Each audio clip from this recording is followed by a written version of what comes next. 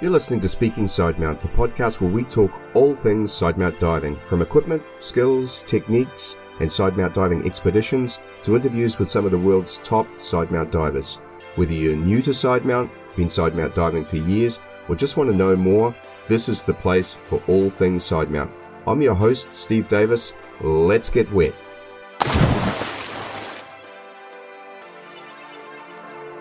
Hey, welcome back to Speaking Sidemount. I'm Steve Davis.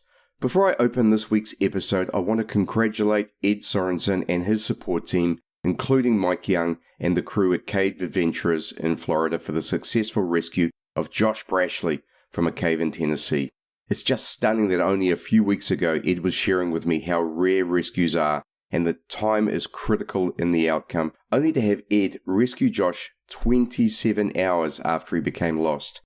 Add to this the fact that Josh is himself a member of the British Cave Diving Group and was a member of the Thai Cave Rescue, and we have yet another story that you simply could not write the script for. You just can't use enough superlatives to describe the work and sacrifice that Ed makes in performing these rescues and recoveries. If you missed episode 29, then go back and take a listen as Ed describes the process that he goes through and the skill sets that he employs in this work. I think it's worth commenting that Josh obviously screwed up. He lost the line, there were lines broken in the cave, and this is an example of how serious that is in cave diving. He will know this, and I'm sure he has been through a period of introspection regarding the incident and his personal learnings from that. Having said that, we're all human, we make mistakes, and it is what we do after our failing that determines the outcome. Getting himself to the air bell and out of the water was absolutely critical and altered the outcome in Josh's favour, and allowed this to be the amazingly successful rescue that it was. All the best to Josh, all the best to Ed and his support team. The diving world again has a great story and a hero to celebrate. Now, I'm not sure if I can top last week's episode after all of that, but I'm super excited to share this next one with you. I've mentioned many times in the past how if you want to be a great diver, you need to seek out the company of great divers, and certainly you need to train and learn from those that are dedicated to high standards in dive practice and safety. In my own case, I had seen a video of Steve Martin teaching courses at Gozo Technical Diving. The place looked like heaven for sidemount divers, and I was determined that I would go and train there. So when the opportunity arose, I tried to book with Steve. He was unavailable, but I recalled him speaking of the owner of Gozo Technical, Tom Steiner, in glowing terms. So I connected with Tom and booked for my first 2 months at Gozo Technical Diving. To use the term life-changing would not be out of place when describing my time there. When I arrived, I'd been diving sidemount for just over 2 years and had around 150 sidemount dives under my belt. I was immediately struck by the atmosphere at the dive centre. Super professional, but relaxed. Lots of laughter, but everyone seemed to know what they were doing. Every day had a plan. Nothing was ever rushed, and we always seemed to depart for our dives on time, but with everything we needed sorted. The level of diving was just astounding. Everyone was not just good, but great. I just put my head down and committed to learning as much as I could, as fast as I could. And then there was Tom, super relaxed in a way that exuded confidence but without a hint of arrogance. Out of the water, he was a literal fountain of knowledge. It didn't matter whether the question was related to equipment, the dive plan, decompression, gas blending, or the location of a specific tool. There was nothing that he wasn't across. In the water, he was just amazing to watch. Smooth, controlled. He only moved when he needed to, and every movement was precise and efficient. I'd never met or seen anyone this calm. I would almost say zen-like in the water. As an instructor, he gave us a huge amount of space to make our mistakes, except for safety. He only corrected us out of the water. This invariably led to a description of many of our initial course dives as catastrophe. I don't think you need to speak French to understand what that means. But having had the space to get it wrong, he then spent the time out of the water to explain how and what we needed to do to improve. Strangely to me, at least in the beginning, we were left to figure some things out for ourselves. Tom was definitely not an instructor that was going to spoon-feed us answers to every problem. I still remember his answer to some questions would be, I don't know, you have to try. And so we were forced to think for ourselves, and so we learned, not just how to accomplish the tasks on our dives, but also how to figure things out for ourselves. I'm obviously biased, but to me Tom is the epitome of a world-class diving teacher. He teaches by example. You have to watch him closely to see everything he has to offer. Teaching diving is his absolute profession and calling. He is not an explorer who teaches to pay the bills between expeditions. He's a diving teacher, and his sole obsession is understanding his students and helping them to become better divers. He has been my mentor, and I am extremely proud to be one of the many dive professionals that Tom has trained and influenced. In this episode, Tom and I discuss his background in diving, how he got into Sidemount diving, his work supporting deep diving world record attempts. Now, he is an absolute decompression diving expert from a practical perspective, so I get his thoughts on decompression diving, and I asked him how to establish a world-class destination diving centre such as Gozo Technical, and his approach to training divers. And then at the end of all of this, we discuss our mutual trip to Truk in 2020 with Pete Mesley's Lust for Rust. All of this and much, much more on this episode of Speaking Sidemount. Tom, welcome to Speaking Sidemount. Hi, Steve. Nice to meet you again. Long time no see. Absolutely. No here. See, just for our listeners' benefit, Tom and I go back a long way. I trained with him in 2015. We'll talk about this some more later. So he's my instructor, my mentor, took me through instructor training, Sidemount training, trimix, and eventually full cave. And then I was very fortunate to, I don't know what he saw in me, but I got invited back to work at Gozo Technical in 2016 and had an amazing season there, diving with Tom, Audrey, and a bunch of the other divers there. And it was formative for me. So I want to share some of the things I know about you, Tom, and perhaps we could start by going over your background in diving. Okay, so basically I started diving in 1979. My first course was in Barbados. Wow. And then I started all my levels when I went to Switzerland, yeah. So I went first through the CMAS courses. And in 96, I decided to go to Egypt. This time I was CMAS instructor, yeah. I had to do a PADI instructor because with CMAS in Egypt, it's very difficult to work. So I did a PADI instructor course there. I worked for a couple of dive centers in Sharm and then in Dahab. And in 2003, I opened my first dive center in Egypt. And I stayed there for 16 years, basically. Yeah. And that background in Dahab, from my perspective, seeing you and knowing you, it was really formative in terms of your own diving. So tell us a bit about your experiences there and how they shaped your diving. Okay, Dahab is mainly a technical spot, yeah. I would say, yeah, of course, there you can do some recreational diving. And when I started, I was working for a recreational diving center.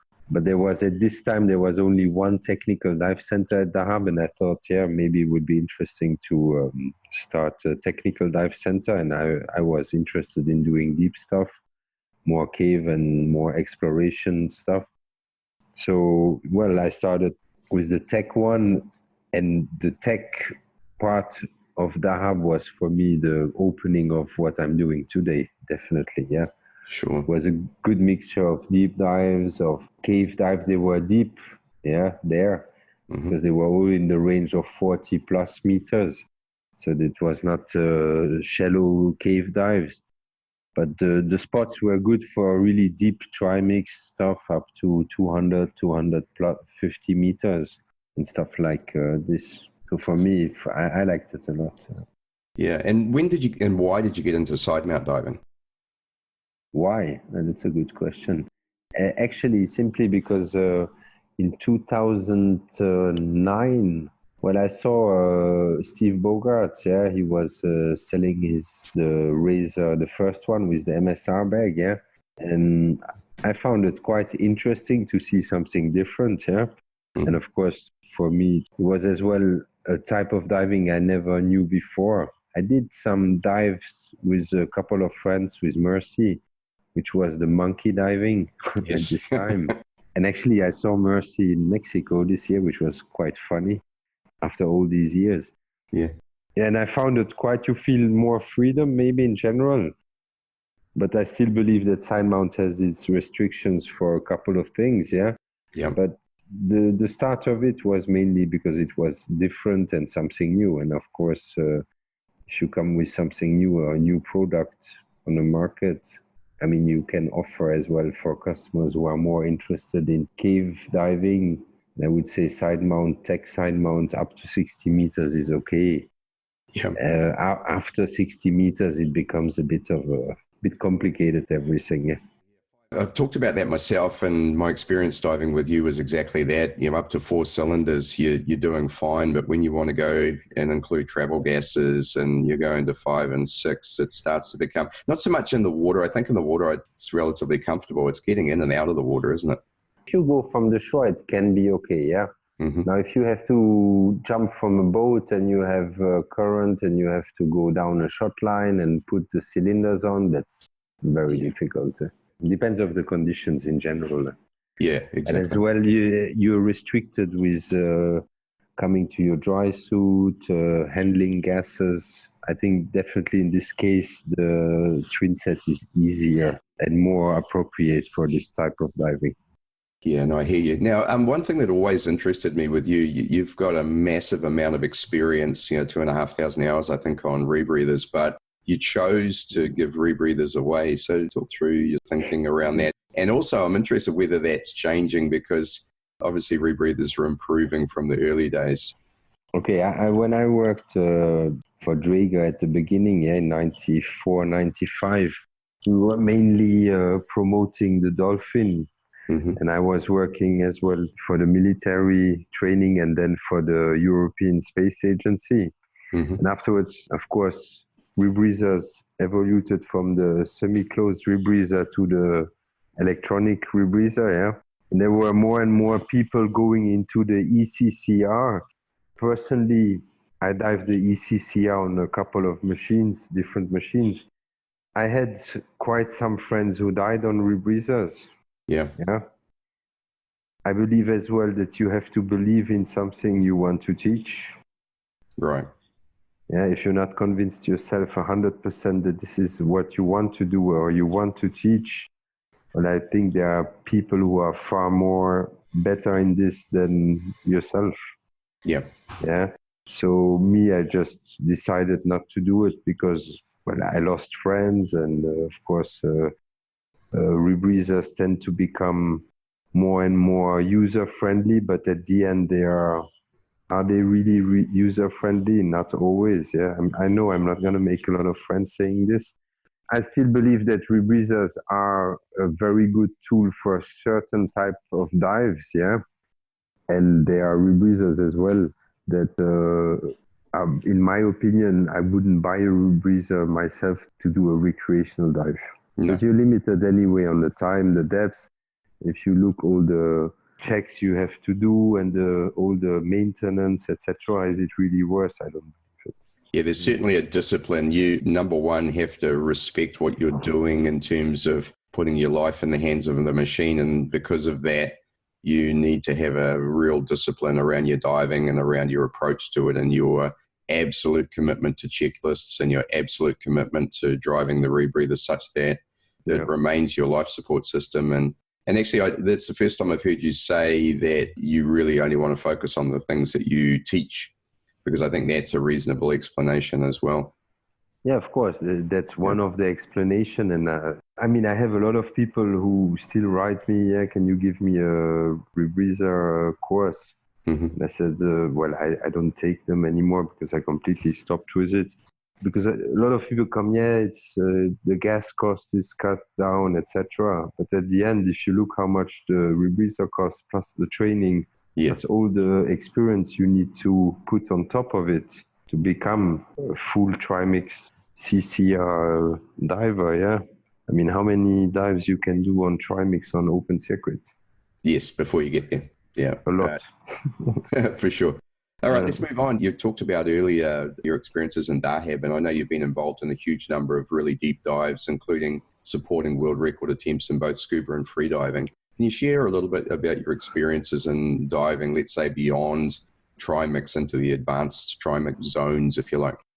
Okay, Dahab was mainly 110 plus meter, yeah? Mm-hmm. Most classes were master classes, which were 130, 120, 150 meters, up to 200 meters, yeah? Mm-hmm. I was mainly a safety divers as well for a couple of guys around the world. People who do this, they just want a number on a computer. That's it. Yeah. That's the only thing they're interested in, yeah? Just to have the 3-digit. Of course, it's challenging and everything, but at the end, if you look, I mean, you see it every year, there's more and more people die trying to do that. And I think now we're in a phase where this period of looking for, how you say, challenges is a bit over, yeah, because the last 3-4 years, there have been a lot of fatalities on this. Yeah. Yeah. And I guess to us, it doesn't make a lot of sense, right? I mean, to me, yeah, if you want to go and dive something like the USS Atlanta, in the 125, 130 range, where you've got a shipwreck as a target and it's something you want to do, that I completely understand.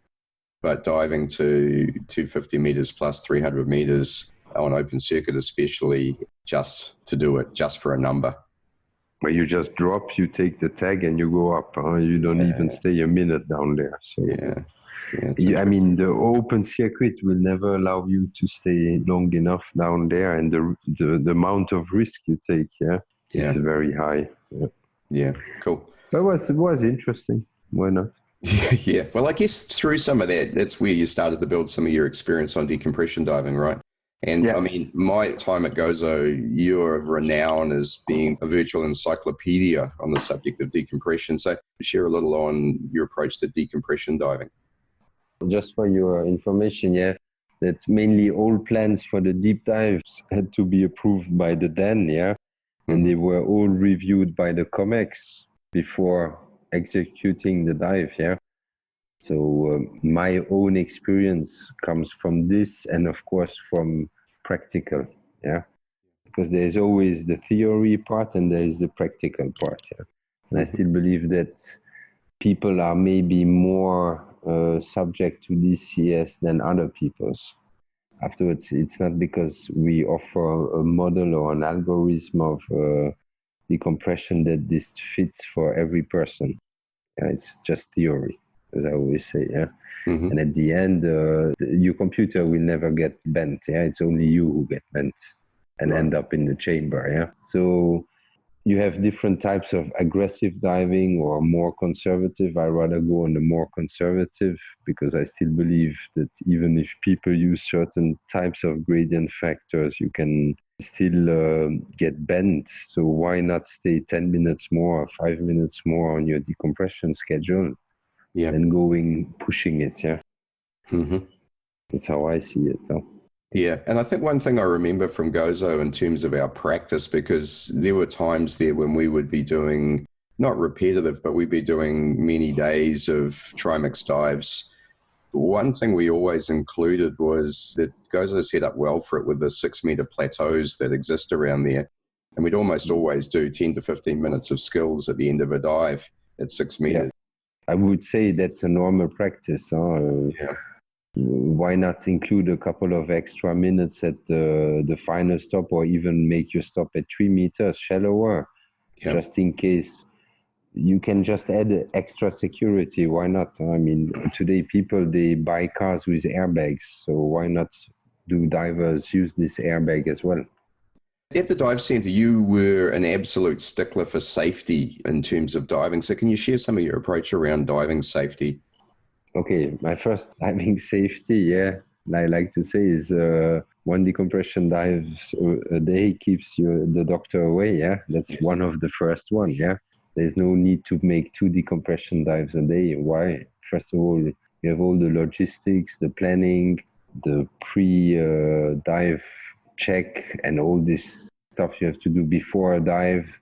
Then you have the dive, then you have the post-dive, the debriefing, talking about the dive. It takes a lot of time, Yes. So doing, in my opinion, 2 decompression dives is rushing it. And if you rush, you forget the principal approach of safety. Yes. So for me, that was one thing, Then afterwards, of course, the dive has to be planned carefully between the team, And we do the dive, but there's no point rushing a dive as fast as possible. I don't see the point. Yeah. The sea is there tomorrow. will be probably in 100 years. I hope so. Yeah, me too. Yeah, and I remember that, and it's a super relaxed way and quite a fun way to approach. I mean, that's the thing that stands out again at your dive center is when you come in, it's a very relaxed approach the whole way. You never feel as if you're rushed. You always feel as if you've got time to do the things you need to do.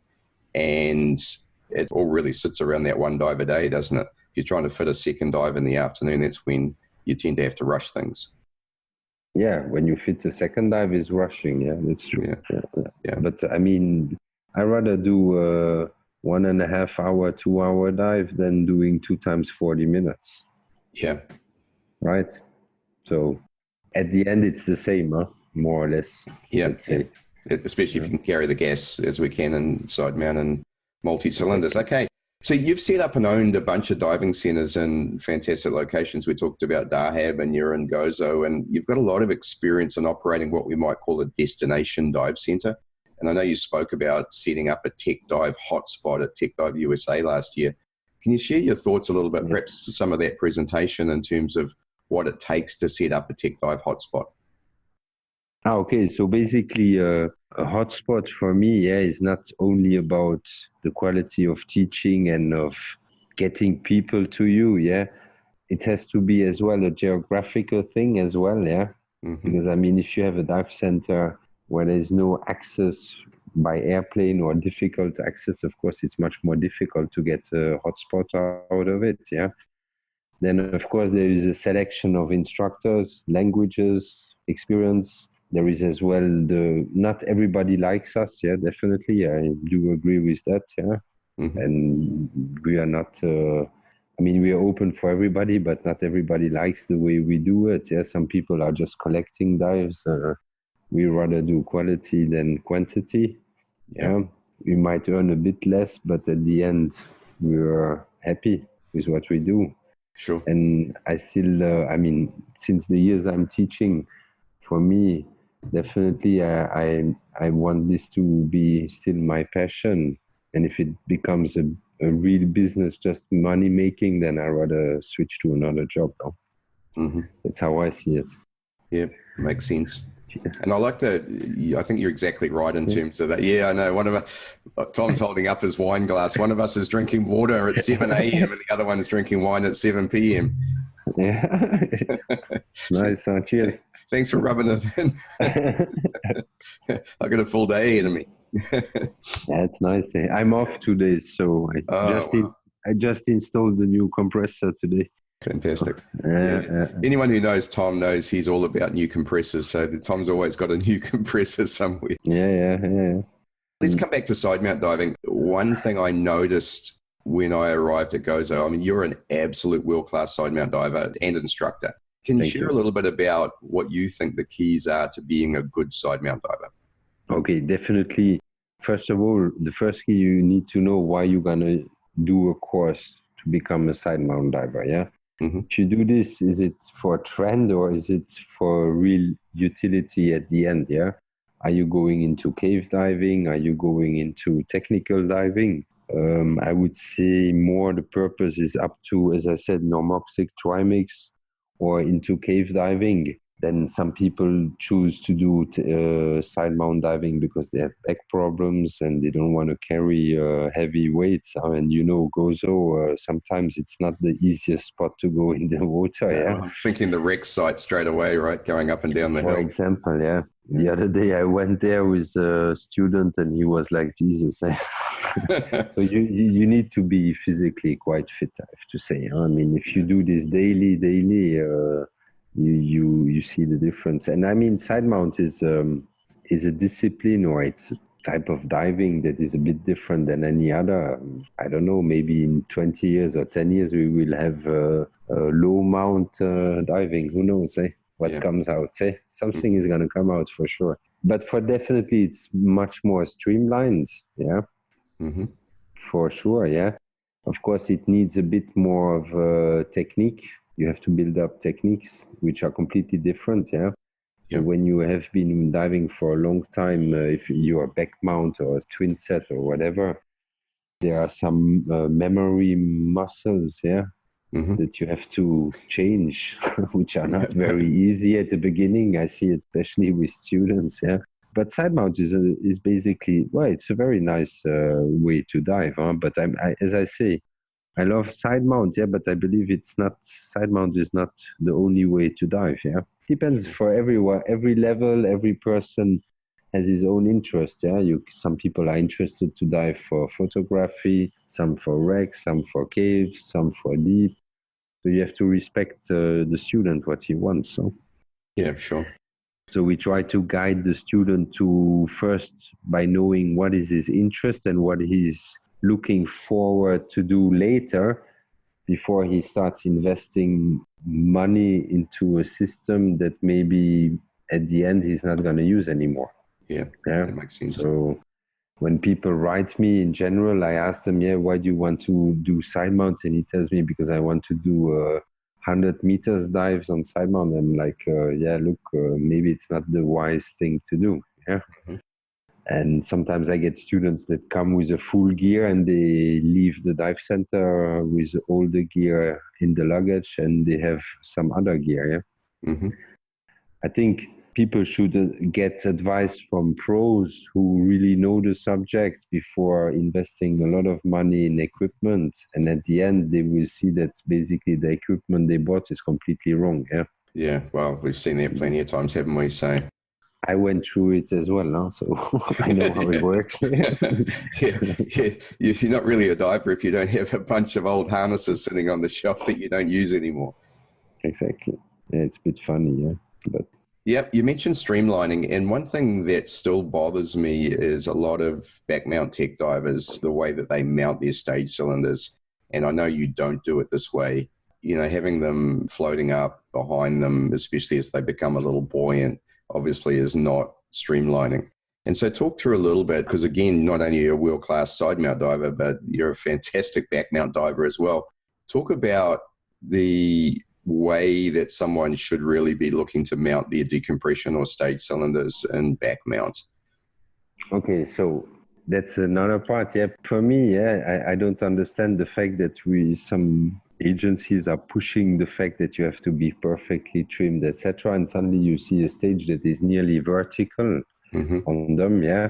And you're thinking, okay, he's asking you to be trimmed, but the stage looks vertical, yeah. So what's the point to be trimmed at the end, yeah? Sure. Okay. I started in Dahab with a system which was more or less looking like a side mount, but this was a long time ago. I still have a video on YouTube. And then when I went into side mount, I thought, we just trim our stages the same way as we trim our side mount cylinders, yeah? Mm-hmm. And it definitely makes a huge difference, yeah? Now, to be honest, if you're doing a dive on a wreck, where you're going down a shot line and where you don't need to be 100% streamlined on back mount because you're doing a vertical ascent, I can understand, yeah? Sure. But last week I had a student, he did the DPV course, yeah, and he had the DPV himself, but he never did a course, so he did the course. And I showed him the streamline of the cylinders, and he said, Jesus, that's a huge difference, yeah. Massive. I mean, definitely you're going much faster, and you're losing less speed, yeah. You don't have these cylinders dangling from left to right and just going gling, gling. You can make a difference, yeah, but somehow I would say in the general diving community, it has not been accepted. But I don't care. I mean, I just teach what I believe is nice to dive. If they think it's not, well, that's their problem. Yeah, I think it's just a case of them doing what they've always done. And I know certainly with some of them and some agencies, they have very specific protocols on how they, where the cylinders go and how they're able to hand off cylinders and so on. But I still think they're completely missing the point because, as you say, they have their cylinders completely out of trim and out of streamline. And then the answer to that is to get a TPV to add more power so you can propel yourself through the water rather than being able to swim. And to me, it's just ludicrous. But what do you think about the stage handling argument of, so let's say we're looking at diving 4 cylinders or more, surely it still makes sense to streamline those cylinders? Yeah, okay, but I mean, the stage handling itself, it's just a matter of practice. It's like everything, no? I mean, the more you practice a skill, the more comfortable you get into the skill. So it's the same. Stage handling, you can do it easily. Of course, if you do it daily, it's much easier than somebody who does it 1 week a year. Yeah. Yeah. But I believe that here the target here itself is to produce a real diver, not just a holiday diver. Yeah. Yeah. So I want to see people who dive. Yeah. I'm looking for real divers. Yeah, who get the passion of it. As I don't say everybody becomes a diver forever, yeah, but I have to say most of the customers, they are divers since a long time, and they are repeaters, and they come back and they go elsewhere, they see other things. But I'm interested in producing a real diver, not just produce a diver that maybe 6 years later he's going to do a dive somewhere there and somewhere there. It's a different approach. And I still believe the industry needs this, yeah, because repeaters are the one who are making the industry work. Indeed. And it's a principle of just about any business. The repeat business is great, right? Perhaps you're already starting to answer my next question, because I had the great fortune, as I said earlier, to be your student and also to assist you on courses, from everything from instructor courses to Sidemount, decompression and cave training. And you have very, very high standards when it comes to teaching tech diving, but you're extremely cool and calm, both in the water. And I have to say, I have seen you frustrated in the water, but every single time I've seen that, it's gone by the time we hit the surface. So out of the water, you're also extremely cool. You weave in a good measure of humor. I mean, I vividly remember the one-word description of just about every first dive on a tech course, the catastrophe. But almost always students are able to turn that around on the next dive. So can you share a little about your philosophy to teaching technical diving? Okay, first of all, I believe an instructor, if he has no patience, that's not going to work.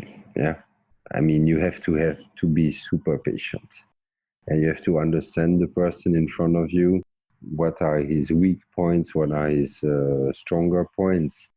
Teaching is not only being able to make a good demonstration. Yeah, it's as well, you're a teacher. You have to be a psychologist on one side. Yeah. And you have to stay always, let's say, cool, yeah? Mm-hmm. If you tend to correct underwater during a dive mistakes, yeah, the person is going to get nervous, and then he's going to forget all the rest of the dive plan or the rest of the skills, and he's going to come over, yes, he made me nervous, now I cannot do. So you have to stay cool. So normally I try to let people do mistakes. Okay, when you come out, you explain them. That's how you can build something up. If you rip off the mast 20 times or the regulator, etc., there's nothing constructive in this. Yeah? Mm-hmm. Yeah. Skills is something that people have to train more and more. And you have to do constructive skills. Yeah. There's no point cutting hoses and stuff like this. Well, what's the whole point of it? Mm-hmm. How many times did you have a hose that was cut, or how many times did you lose your mask? I mean, I dive since 40 years. I never lost my mask in my life. Yeah. Yeah. So, okay. I mean, it can happen. Yeah.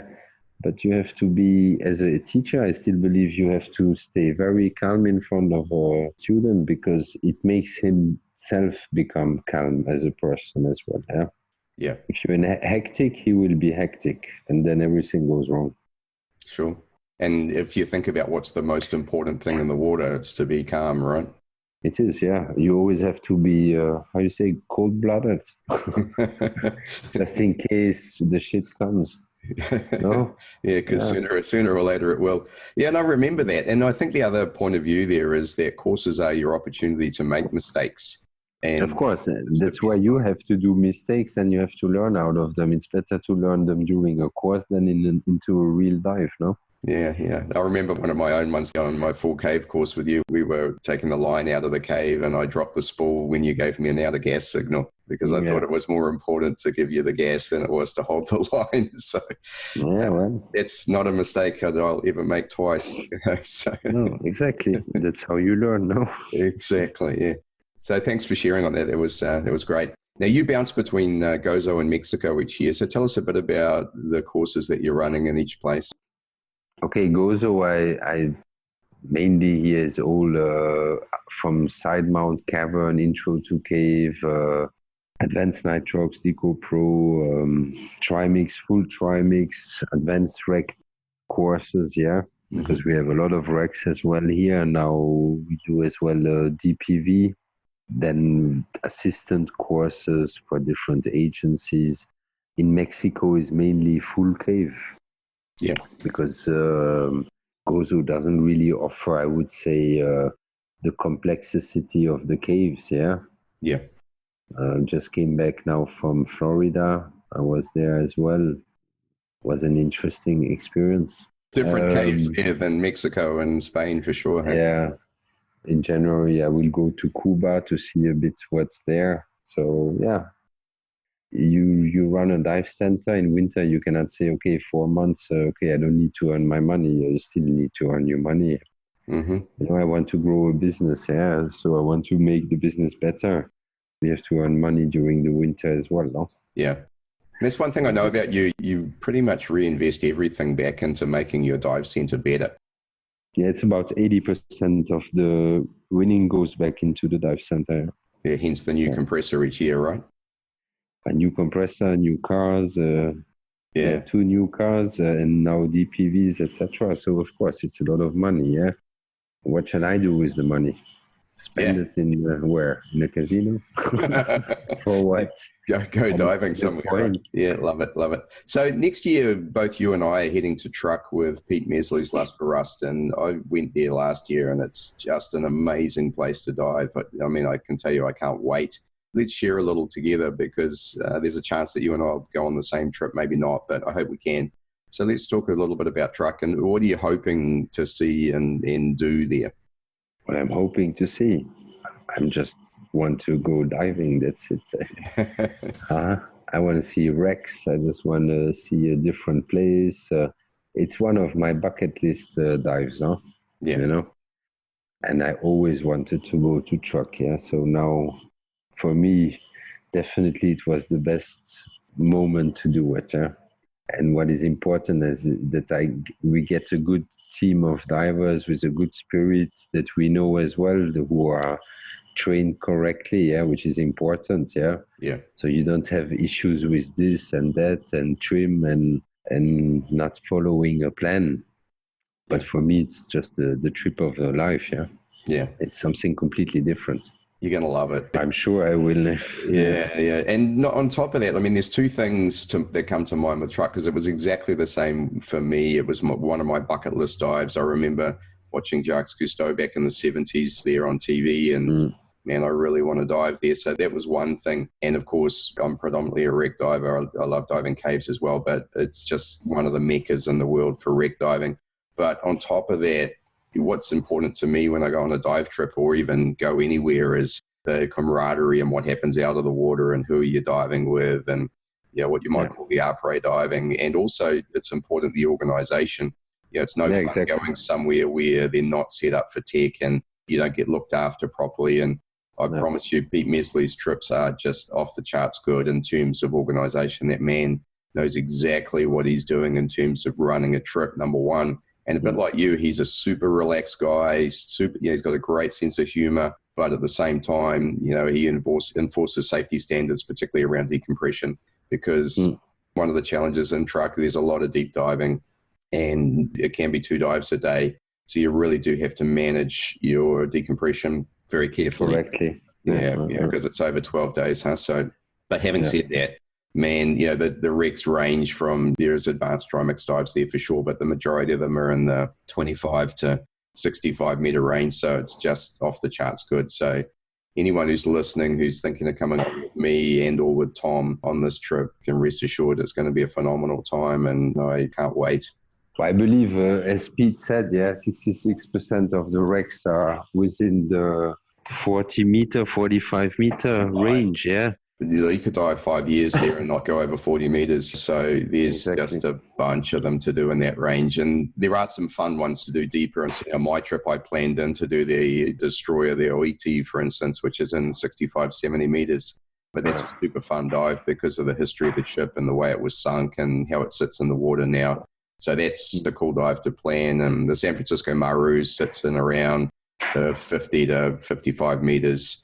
and that's just an amazing wreck as well. So there are some deeper ones that you probably want to do, but then dives like the Rio de Janeiro, that's sort of 35 to 40 meters. So there's some amazing wrecks that are, and then some of the, what surprised me there was the coral growth on the wrecks is phenomenal. It's almost as good a coral as I've seen in any places. So some of the shallow dives are a lot of fun as well.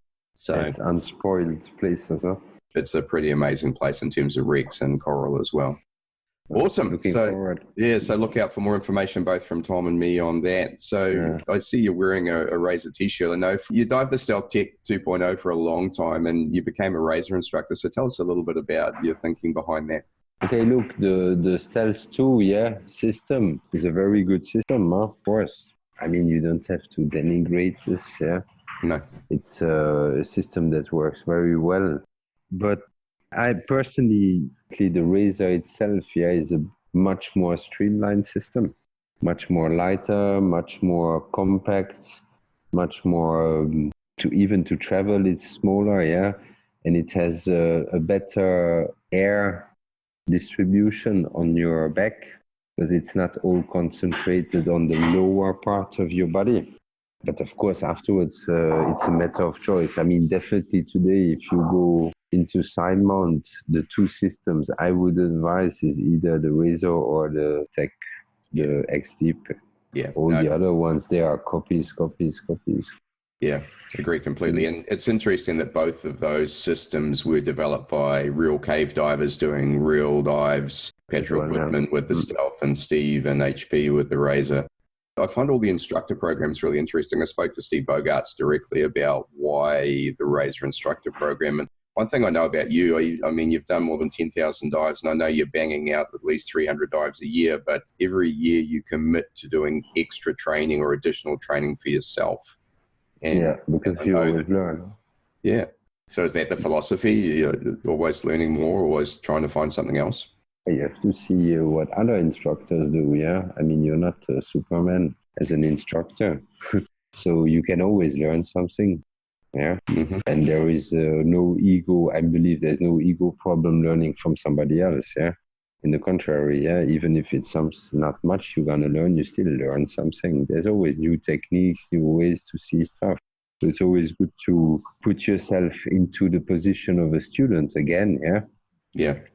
And then you see, okay, maybe if I would teach it this way, it would be maybe better the way I teach it at the moment, Yeah. And that's what is challenging with diving, is because you can always make yourself a better instructor by seeing what other teachers. That's why, I mean, I have instructors coming to me as well, and they do the same. Sure. They take what they want, they find interesting, and they leave what they don't. Yeah. So everybody has his style. I mean, every instructor is different and has his way to teach, of course. So. Yeah. That's one of the things I found interesting in Gozo was just the number of other instructors that come along to teach courses there. I mean, you're very open in terms of allowing that, and you kind of allow the center to be used as a facility to enable other instructors. Obviously, they're the ones you approve of, but at the same time, I think it's a pretty cool thing. Yeah, of course. I mean, first of all, you meet other instructors. Okay, most of them, I know them, but still, I'm open-minded, and I don't see why I wouldn't say, okay, if an instructor comes to me, he's coming to teach, he's taking my business away. No, he's not taking my business away, because at the end, he can freely teach his courses, and I'm happy to see other people as well. And I think it makes the thing a bit more cosmopolitan or more international than just saying, no, I'm the only one who is allowed to teach in this region and I'm the best or this and that. No, we live in a normal industry like any industry, And just saying, you're the best or he's the best, I think that's a completely wrong way or attitude of thinking. Yeah. It's fantastic. And Tom, I know you're extremely busy, and this is going to be episode 30 or somewhere in that vicinity. So it's taken me that long to get you on, but it's really great that we finally caught up. In French, we say c'est la vie. Something that the listeners won't know, but Tom is one of the most multilingual people that I know. I think how many languages, Tom? 8 languages? Yeah, correct. 8. Yeah. And what I remember vividly, you're sitting at the table outside at Gozo Technical, smoothly going between English, German, French, which I think your strongest languages, right? Yeah, German, French, English, Dutch, yeah, Spanish, Italian, Hungarian, Arabic. On it goes. Yeah. It's a real skill, and what it made, I think it made it really interesting at the dive center, and certainly helped someone like me who's a little bit language challenged, even English, some might say. So, well, mate, it's been great. Thank you very much for joining us, and thanks for sharing. And I hope we catch up soon. I've threatened to come back to Gozo, but I still don't know how and when that's going to happen. But I think we're going to meet in Truk no matter what, right? Yeah, that's the best. Best place to be, I hope so. Yeah, Steve, thank you very much, for everything, Cheers. And I wish you some great dives, You too, man. Well, I hope you enjoyed that episode as much as I did making it. It was great to catch up with Tom. At the end of the episode, we discussed Truk 2020, so if you'd like to find out more about the trips to Truk, there's information available on my website at www.sidemountpros.com under the calendar tab. I've got information there on everything you need to know. And also, please feel free to reach out to me directly if you'd like to know more about that trip. Thanks very much, and I look forward to catching up with you on our next episode. You've been listening to Speaking Sidemount from www.sidemountpros.com. If you like the podcast, please subscribe and consider leaving us a 5-star review. If there's something you'd like us to cover on the show, then let us know via our Facebook page listed in the podcast notes. Thanks again, and we look forward to you joining us on our next episode of Speaking Sidemount.